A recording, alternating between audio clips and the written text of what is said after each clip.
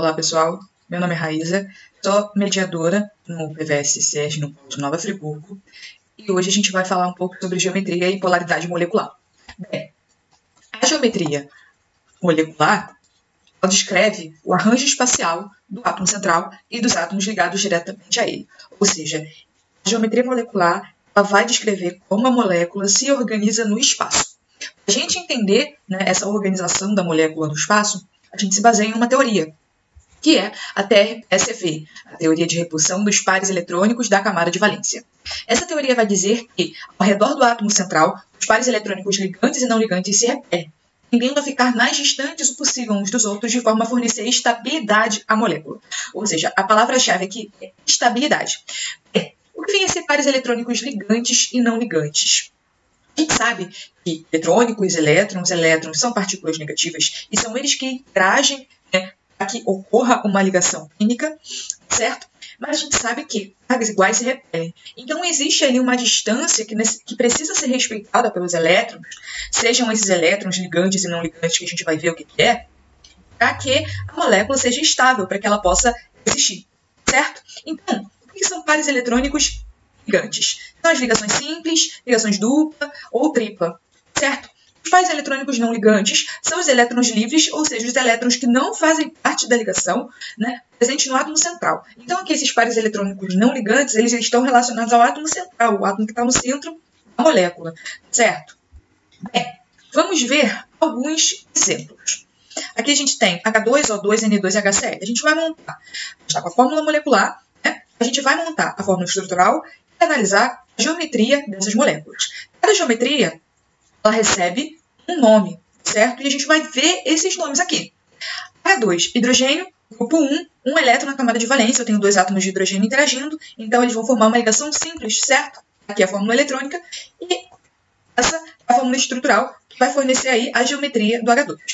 Bem, O2. O, grupo 16, 6 elétrons na camada de valência, então o oxigênio precisa receber o quê? 2 elétrons. Então vai ser formada uma ligação dupla entre esses dois oxigênios. Fórmula estrutural. N2. Nitrogênio, grupo 15, 5 elétrons na camada de valência, ele precisa receber 3 elétrons, certo? Então, cada nitrogênio aí precisa receber 3 elétrons, eles vão formar uma ligação tripla entre eles, tá? A fórmula estrutural. Por último, HCl, que é o ácido clorídrico, Hidrogênio, grupo 1, 1 elétron na camada de valência. Cloro, grupo 17, 7 elétrons na camada de valência, cada um precisa receber um elétron, Então vai ser formada uma ligação simples entre eles. Aí está a fórmula estrutural. Percebam, em todas essas moléculas a gente está relacionando apenas dois átomos, certo? É a interação entre apenas dois átomos, independente de serem átomos iguais ou serem átomos diferentes. Para esse tipo de molécula, moléculas formadas por dois átomos, a gente só tem uma geometria possível, que é a geometria chamada de linear. Percebam, na geometria linear, cada átomo está de frente um para o outro. Não existe nenhum ângulo diferente aí de 180 entre os átomos da ligação, tá certo? Então, a gente tem a geometria linear sempre que a gente tiver moléculas de dois átomos, certo? Bem, mas a geometria linear é só para moléculas que tenham dois átomos? Não. Vamos ver outros exemplos. CO2, H2O, água e BF3. CO2, molécula aí formada por 3 átomos, carbono do grupo 14, 4 elétrons na camada de valência, oxigênio do grupo 16 tem 6 elétrons na camada de valência. Então, o carbono ele precisa fazer 4 ligações e cada oxigênio vai precisar fazer 2. Então, fórmula eletrônica, formando aí as duas ligações duplas, fórmula estrutural, que já está representando a geometria do CO2. Percebam que a disposição dos átomos está um de frente para a outra, não existe nenhum ângulo sendo formado entre esses átomos. Tá? Então, novamente, a gente tem aqui a geometria linear. Por quê? E aí vale a gente ressaltar algumas coisas. Porque nesse caso, percebam que todos os elétrons do carbono, da camada de valência, estão fazendo parte da ligação química.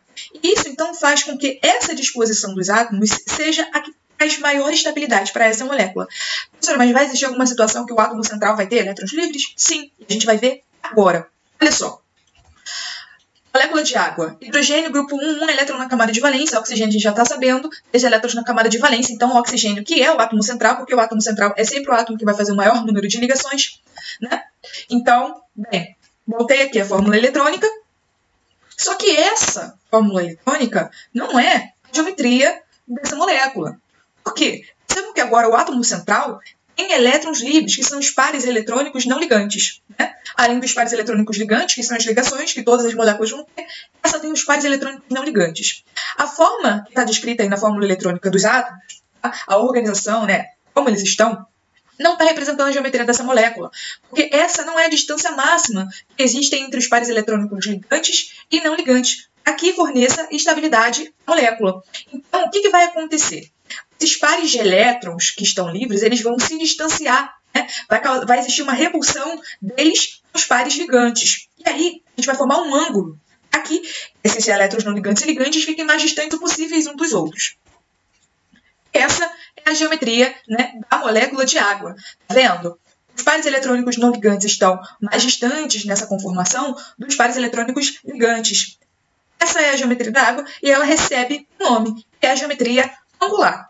A gente vai ter outras situações de geometria angular, não é só na molécula de água, e recebe o nome de angular porque existe a formação de um ângulo, né, entre aí os átomos das ligações, certo? É assim, digamos, nem sempre vai ser o mesmo ângulo, tá? O ângulo pode variar. Bem, BF3. Boro, do grupo 3, 3 elétrons na camada de valência. Flúor, do grupo 17, 7 elétrons na camada de valência, certo? Então, o boro é o que vai fazer o maior número de ligações. Nesse caso, o boro é uma regra, é uma exceção, perdão, à regra do quinteto. E, então, ele faz 3 ligações, ele fica estável com 6 elétrons na camada de valência. Então, ele vai fazer 3 ligações com o flúor, uma ligação com cada flúor, certo? Isso aqui. Bom, montei as ligações. Bem, essa é a fórmula eletrônica que, novamente, não representa a geometria da molécula. Por quê? Porque essa não é a distância máxima que existe entre os flúors. Não está representando a maior distância possível entre os flúors. O boro, ele não tem elétrons livres, né? E o átomo central, ele não tem elétrons livres. Então, o que a gente precisa se ligar aqui é a distância entre os pares eletrônicos, né, ligantes, que fazem parte da ligação. Então, na verdade, a geometria do flúor, do BF3, é essa daqui, tá? BF3, essa é a geometria dele. Onde os átomos de flúor estão mais distantes possível uns dos outros, né? Bem, essa geometria ela recebe um nome específico, que é trigonal plana. Ela parece um triângulo, se você juntar, considerar os vértices do triângulo, cada um dos flúors. Bom? Bem, vamos ver outros exemplos. Percebam que a gente tem, tá vendo, várias geometrias diferentes, linear, angular, trigonal plana, e não para por aí. A gente tem o NH3. Tá? O NH3 parece, né, com o BF3, né, digamos assim, na quantidade de átomos envolvidos, né, tem um nitrogênio, 3 hidrogênios, lá eu tinha um boro e 3 flúors, né, parece. Mas a geometria é totalmente diferente, a gente vai ver o porquê, né, qual é a diferença aí. Bem, nitrogênio, grupo 15, 5 elétrons na camada de valência, hidrogênio 1 elétron na camada de valência. Mantém a fórmula eletrônica, né, vou formar as ligações. Bem, percebam o que aconteceu. O nitrogênio ele precisa fazer 3 ligações, né, já que ele tem 5 elétrons na camada de valência, cada hidrogênio vai fazer uma. Só que o nitrogênio ele tem 5 elétrons na camada de valência. Então, vai ficar sobrando 2 elétrons, né, que vai formar aí o par eletrônico não ligante. O que vai acontecer? Novamente, essa não é a disposição que traz mais estabilidade para essa molécula dos átomos. Então, os pares eletrônicos ligantes e o par eletrônico não ligante vão tender a se repelir, né, uns dos outros de forma a gerar estabilidade a essa molécula. E a geometria do NH3 da amônia vai ser essa daqui, que é a geometria chamada de piramidal. A geometria piramidal recebe esse nome devido à organização desses átomos no espaço, né, que lembra uma pirâmide, certo? Olha só. Aqui eu trouxe uma outra forma de representar, digamos assim, essa geometria, na forma de bolinhas, né? Então, ela lembra uma pirâmide. Se você juntar, considerar os hidrogênios como vértices, né, e uni-los, vai lembrar uma pirâmide. Por isso o nome piramidal. Bom, próxima molécula e última, que é o CH4, metano. Carbono, 14, 4 elétrons na camada de valência. Hidrogênio, grupo 1, 1 elétron na camada de valência. O carbono, ele é o átomo central. Ele vai fazer o maior número de ligações, ele vai precisar fazer 4 ligações, de acordo com a regra do quinteto. Aqui a gente tem a fórmula eletrônica da molécula de metano, do CH4, e a geometria dele é essa daqui. Bem, aqui no meiozinho, né, na união dessas ligações, a gente tem o carbono, que a gente não está representando para não ficar muito cheia, né, a representação da geometria, não ficar muito bagunçada. Mas o carbono ele está aqui no meio, tá bom, gente? Bem, o nome dessa geometria é tetraédrica. Ou seja, essa distância é a distância, digamos assim, que vai trazer mais estabilidade para essa molécula, né? A distância máxima entre os átomos de hidrogênio, né? E vou mostrar no eixo, porque como essa não é tão simples de ver, eu trouxe a representação em bolinhas também para mostrar para vocês. E tá aqui, certo? Então, essa é a geometria tetraédrica referente ao CH4. Bem, a gente consegue estimar a geometria por semelhança através dessas geometrias, dessas moléculas que a gente está vendo. Então, a gente viu várias geometrias, certo? Linear, angular, trigonal plana, a piramidal, a tetraédrica, tá? Mas agora a gente vai entrar numa outra questão que vem por conta da geometria, que é a chamada polaridade da molécula. Bem, para a gente poder entender o que é a polaridade da molécula, a gente primeiro precisa entender o que é a polaridade da ligação. A polaridade da ligação ela é definida a partir da diferença de eletronegatividade dos átomos que formam uma ligação química. Tá? Se essa diferença for diferente de zero, a ligação ela é polar. Se a diferença ela é igual a zero, a ligação ela é apolar. Se a gente pensar na ligação iônica, tá? A ligação iônica ela é uma ligação polar, porque eu tenho um metal ligado a um ametal. Então, existe uma diferença de eletronegatividade, porque o metal tem baixa eletronegatividade, o ametal tem alta eletronegatividade. Então, por isso que há a formação de um cátion e de um ânion, certo? Então, toda ligação iônica ela é polar. Em contrapartida, a ligação covalente pode ser polar ou apolar. Ela vai ser apolar quando essa ligação ocorrer entre átomos iguais, porque a eletronegatividade vai ser a mesma. Então, se eu subtrair uma eletronegatividade da outra, vai ser zero. E ela vai ser polar quando a ligação ocorrer entre átomos diferentes. Bem simples. Vamos ver alguns exemplos. Ligação entre hidrogênio e cloro. Cloro, a eletronegatividade dele é 3. O hidrogênio, a eletronegatividade 2,1. Calculando essa diferença de eletronegatividade que é representada pela letra grega delta, maiúsculo, 3 menos 2,1, 0,9. Diferente de zero, ligação polar. Ligação entre carbono e oxigênio. Eletronegatividade do oxigênio 3,5, eletronegatividade do carbono 2,5. 3,5 menos 2,5 dá 1. Ligação polar. Ligação entre cloro e cloro. A eletronegatividade dos dois é 3. Então, quando eu calculo, 3 menos 3 dá 0. Essa ligação ela é apolar. Professora, entendi. Mas o que é essa seta aqui e esse símbolo, né? Essa letra grega, que é o Mi, tá? Esse Mi ele está representando um vetor. Esse vetor se chama vetor momento dipolo ou momento dipolar. Tá? Ele é um vetor muito importante para a gente poder entender o que é a polaridade da molécula. Esse vetor momento dipolar, ele representa, né, ele indica que existe uma separação de cargas, uma diferença, né, de cargas na ligação. Tá? E ele sempre vai apontar para o átomo da ligação que é mais eletronegativo. Então percebam, quando eu tenho duas ligações aqui polares, né, do hidrogênio com cloro e do carbono com oxigênio, esse vetor ele está apontando para quem? Para o cloro e para o oxigênio, respectivamente, porque são os dois átomos mais eletronegativos.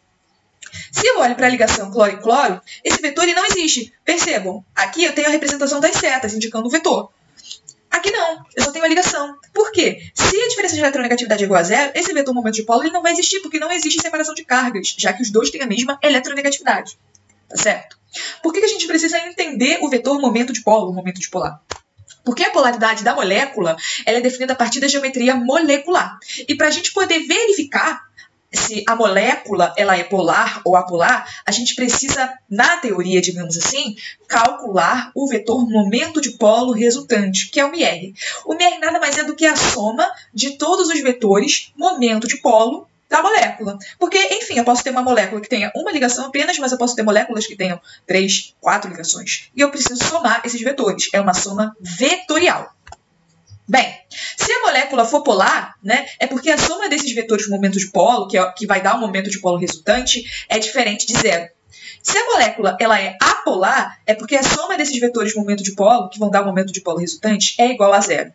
Vamos pegar os exemplos que a gente montou a geometria e deu o nome da geometria para verificar agora se aquelas moléculas são polares ou apolares. Lembrando e reforçando, a polaridade da molécula depende totalmente da geometria dela, tá? Bem, vamos ver os casos. Primeiro vamos lá olhar esses três grupos aqui, né, das moléculas lineares formadas por o mesmo tipo de átomo, tá? Bem, O2, H2, N2. Percebam que a gente tem o quê? Dois átomos iguais. Quando a gente calcula a diferença de eletronegatividade entre eles, já que eu só tenho, né, um conjunto de ligação, aqui eu tenho uma ligação dupla, uma ligação simples e uma ligação tripla, essa diferença de eletronegatividade vai dar igual a zero. Então, todas as moléculas são apolares. Por quê? Eles não têm vetor momento de polo. Se eles não têm vetor momento de polo, o momento de polo resultante vai ser igual a zero. Molécula apolar. O que a gente pode concluir? Que moléculas diatômicas, ou seja, formadas por dois átomos iguais, que são o que a gente chama de homonucleares, são sempre moléculas apolares. Então pensa, F2, Cl2, Br2 e 2 são todas moléculas apolares, certo? Agora vamos para o próximo caso, HCl. A gente já viu que a ligação hidrogênio e cloro é uma ligação polar, certo? Bem, eu só tenho essa ligação. Então, quando a gente pensa que essa ligação ela é polar, é porque eu tenho uma carga que a gente chama de carga parcial positiva em cima do hidrogênio e uma carga parcial negativa em cima do cloro. Essas cargas parciais estão indicando o quê? O cloro é mais eletronegativo que o hidrogênio. É isso, simplesmente isso. Essa carga parcial ela é representada por essa letra grega, que é o delta. Também, né? Só que esse delta é o delta minúsculo, tá? Então aqui eu tenho delta positivo, que representando que o hidrogênio é menos eletronegativo que o cloro, que tem o delta negativo. Isso quer dizer que o vetor momento de polo está apontando para o cloro nessa ligação. Aí. Se eu só tenho ele, e ele está dizendo para mim que essa ligação ela é polar, ele é o próprio vetor momento de polo resultante. Certo? Ou seja, essa molécula tem momento de polo resultante diferente de zero, então ela é polar. Próxima molécula, CO2. Bem, eu tenho que analisar cada conjunto de ligação, tá? Então, vamos primeiro analisar esse C dupla O, né? C dupla O, ligação carbono-oxigênio, carbono-oxigênio. Cada ligação dessa, ela é uma ligação polar, porque ocorre entre átomos diferentes. E vai estar apontando o vetor momento de polo para o oxigênio, porque o oxigênio ele é o mais eletronegativo, certo? Então, as cargas parciais negativas vão estar em cima do oxigênio e a carga parcial positiva em cima do carbono. Olha aqui. Bem, vocês viram na física que a soma dos vetores que estão na mesma direção e em sentidos opostos, que têm o mesmo valor, sempre vai ser o quê? Igual a zero. Logo, essa molécula é uma molécula apolar. Então, aqui eu tenho uma molécula apolar. Então, olha que interessante. Aqui eu tinha uma ligação polar, mas só tinha uma ligação, né? Então, essa molécula ela era polar. Aqui eu tenho ligações polares, essa ligação ela é polar, essa ligação ela é polar, mas a soma desses vetores vai dar igual a zero. Logo, a molécula ela é apolar. Vamos ver a molécula da água. Bem, novamente, olhando para cada ligação, o oxigênio é o mais eletronegativo e o hidrogênio é o menos eletronegativo. As cargas parciais negativas, então, a carga parcial negativa vai estar em cima do oxigênio e as cargas parciais positivas vão estar em cima do hidrogênio. Logo, o vetor momento de polo em cada ligação vai estar apontando para o oxigênio. Quando eu faço a soma vetorial desses dois vetores, a gente vai ter um momento de polo resultante apontando para cima, ou seja, ele existe, ele é diferente de zero. Logo, essa molécula ela é polar. BF3. Bem, o BF3, o que vai acontecer? O flúor, ele é o mais eletronegativo em cada ligação, boro e flúor, certo? Então, a carga parcial positiva vai estar em cima do boro e as cargas parciais negativas estarão em cima de cada flúor, tá? Então, cada ligação, o vetor momento de polo vai estar apontando pro flúor, beleza? Bem, para fazer a soma vetorial desses vetores, eu primeiro vou somar esses dois vetores aqui, tá? Esse vetor com esse vetor. A soma desses dois vetores vai dar esse vetor resultante, certo? Esse vetor resultante em vermelho tem o mesmo valor do vetor resultante em azul, que a gente não tinha somado ainda, tá? Ou seja, são vetores com o mesmo valor em sentidos opostos, tá? Na mesma direção. Então, o que vai acontecer? A soma desses vetores vai dar igual a zero e eu tenho uma molécula apolar. Bem, NH3. Nitrogênio é o mais eletronegativo, certo? Que o hidrogênio. Então, para cada ligação, carga parcial negativa no nitrogênio, carga parcial positiva no hidrogênio. A gente vai ter o vetor momento de polo de cada ligação apontando para o nitrogênio. A soma desses três vetores vai dar uma resultante para cima, tá? Esse vetor momento de polo resultante para cima do nitrogênio está indicando que essa molécula é uma molécula polar, porque esse vetor ele é diferente de zero, ele existe, certo? E por último, molécula de CH4, carbono. Ele é mais eletronegativo que o hidrogênio, então para cada ligação, a carga parcial negativa vai estar no carbono e a carga parcial positiva vai estar no hidrogênio, tá? Então os vetores de momento de polo todos estarão de cada ligação apontando para o carbono. Percebam, vetores iguais em direções, em mesma direção, né? Em sentidos opostos. Então, olha aqui, tem dois vetores iguais, do mesmo valor, né? Mesma direção, sentidos opostos. Vetores iguais, a mesma direção, sentidos opostos. A soma desses vetores vai ser igual a zero. Momento de polo resultante igual a zero, molécula apolar. Sendo assim, a gente pode separar essas moléculas em dois grupos. Moléculas polares, H2O, NH3 e HCl, e moléculas apolares, O2, H2, CO2, N2, BF3 e CH4. Espero que vocês tenham gostado e que tenha sido produtiva essa aula de hoje. Até a próxima. Um abraço.